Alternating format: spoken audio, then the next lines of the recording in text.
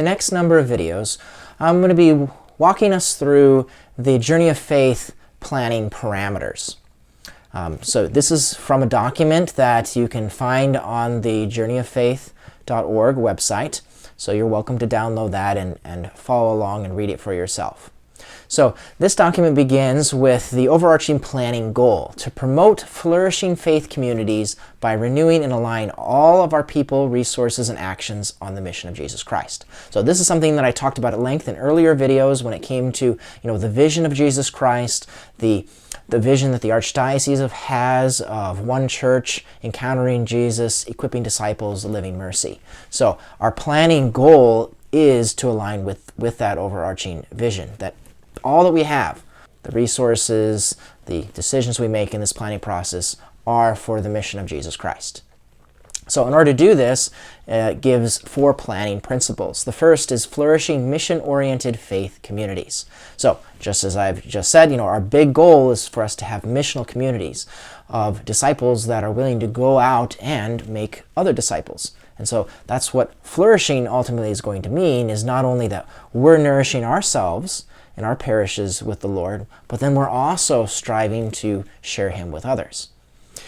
Second principle is we want flourishing priests in support of this mission. So we've found that the greater stresses that are put upon priests as we just give them more and more and more hasn't been helping priests to flourish.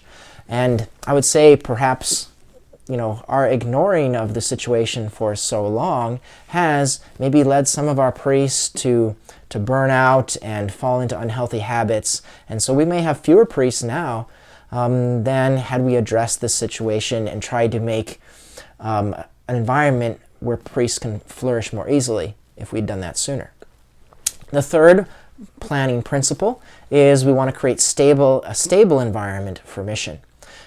With the different various stages of pastoral planning that we've done, prior to this journey of faith, it's unfortunately caused parishes to align and realign and break apart. And it is true that in forming our groupings this time as well, there's current alignments among parishes that are going to be broken apart. And we want to be able to create something that's stable for mission for a number of years to come, and not just have to redo it every few years. And then the fourth planning principle is we want a sustained, integrated, and systematic support from the Curia to promote fruitful implementation. This is a big thing, and it's something new, completely new for us priests, for those that are going to be on our leadership planning teams. And so we're going to need the assistance from leaders within the Archdiocese to help us understand how we can properly implement this. There is a couple initial parameters.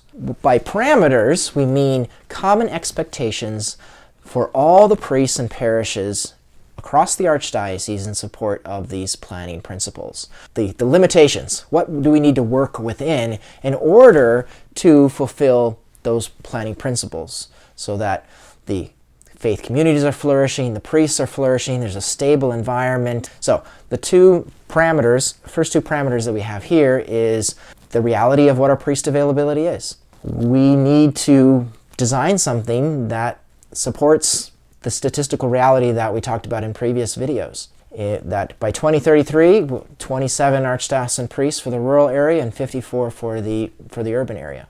So the groupings that we've set, that have been set and given to us, reflect this. And secondarily, for priestly flourishing, there's a recognition that priests serving 2 by 2 in pairs rather than alone is much better. In fact, this is more biblical anyway. If we look back in the scriptures, Jesus sends out the disciples in pairs rather than alone. And sometimes that has been kind of a sadness within my heart as a priest, that everybody else is supposed to be sent out 2 by 2 except for us priests. We have to try to do it and go it alone, which is not healthy for us, and it's not good for our people either. So in the next video, we'll continue looking at these important parameters that will apply in this planning process.